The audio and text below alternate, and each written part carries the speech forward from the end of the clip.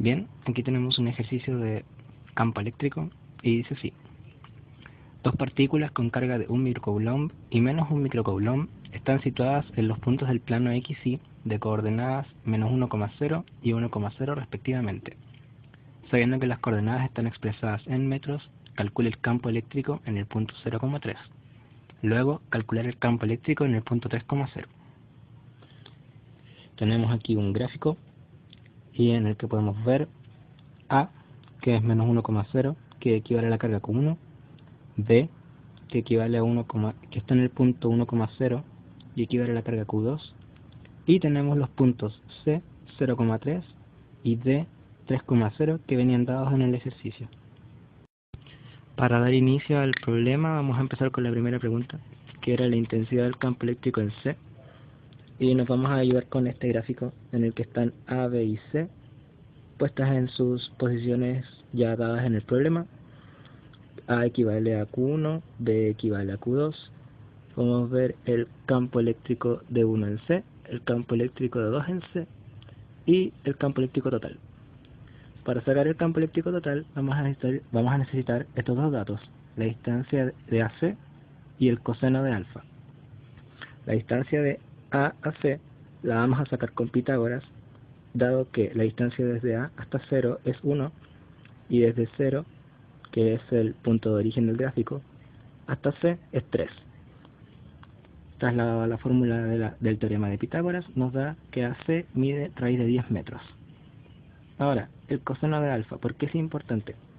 Porque al sacar el coseno de alfa aquí, y este triángulo ABC, al ser semejante al triángulo de acá arriba, formado por el campo eléctrico de 1, el campo eléctrico total y la proyección de los puntos entre estos dos, nos va a dar que ese ángulo de ahí también es alfa. El coseno de alfa lo sacaremos como OA partido AC. Eso es 1 partido en raíz de 10, que la acabamos de sacar.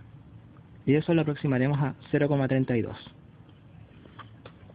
Ahora bien, consideraremos que el campo eléctrico de 1AC es igual al campo eléctrico de 2AC. ¿Por qué? Porque en la fórmula la constante se mantiene igual para ambos casos. Q en un caso es 1 y en el otro es menos 1. Y la distancia al cuadrado en ambos casos es igual. Por ende, lo único que cambia es el signo y los módulos de los vectores serán iguales. Sacando ahora E, tendremos que la constante es 9 por 10 elevado a 9 por la carga de cualquiera. En este caso vamos a tomar la de 1AC, que es 1 por 10 elevado a menos 6, dividido la distancia al cuadrado, que es raíz de 10 al cuadrado, y nos va a dar que el campo eléctrico es 9 por 10 elevado a 2 newton partido coulomb. Tenemos para decir que el campo eléctrico de 1AC es igual al campo eléctrico de 2AC. ¿Por qué? Porque según la fórmula, el campo eléctrico es constante por carga partido distancia al cuadrado. Y en ambos casos la constante se mantiene igual, distancia al cuadrado es igual para ambos, y la carga solo varía en el signo. Por ende, los módulos de sus vectores serán iguales.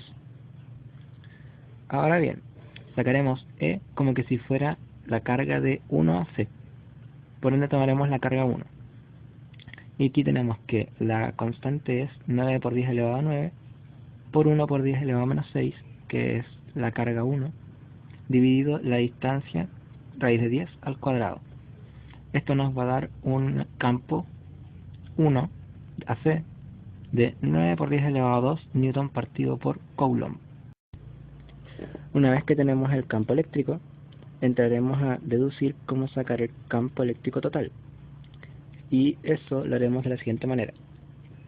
El coseno de alfa está dado por el cateto adyacente partido de la hipotenusa. Aquí arriba no tenemos cateto adyacente, pero si trazáramos una altura, al este ser un triángulo isósceles, el cateto adyacente estaría dado por la mitad del campo eléctrico total. En otras palabras, el coseno de alfa es igual a la mitad del campo eléctrico total partido el campo eléctrico de 1 a C. Si despejamos el campo eléctrico total nos da la siguiente fórmula, que es que el campo eléctrico total es 2 por el coseno del ángulo por el campo eléctrico de 1 a C. 2 se mantiene igual, el coseno del ángulo lo aproximamos a 0,32 y el campo eléctrico de 1 a C es 900 newton partido coulomb.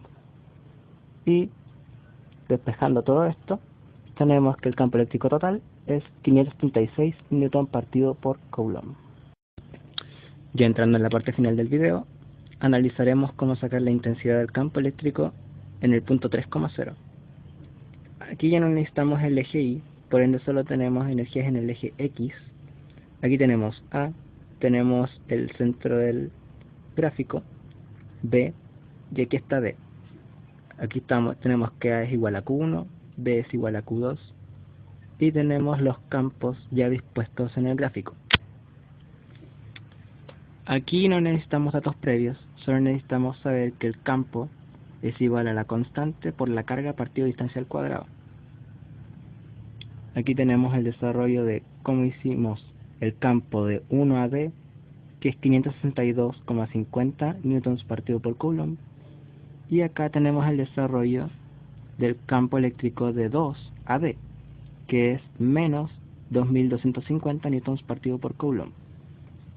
Al estar ambos campos eléctricos en una sola línea, el campo eléctrico total será igual a la suma de los campos eléctricos del 1 al D y de 2 a D.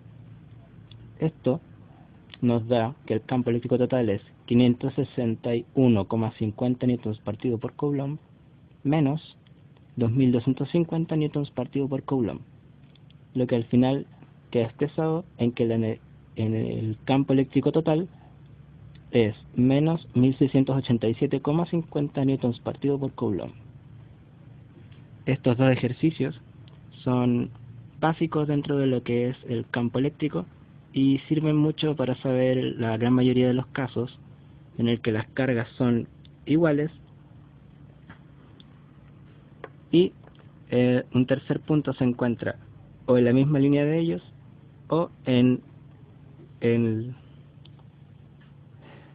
ya me fui. Bueno, cortar esa última parte.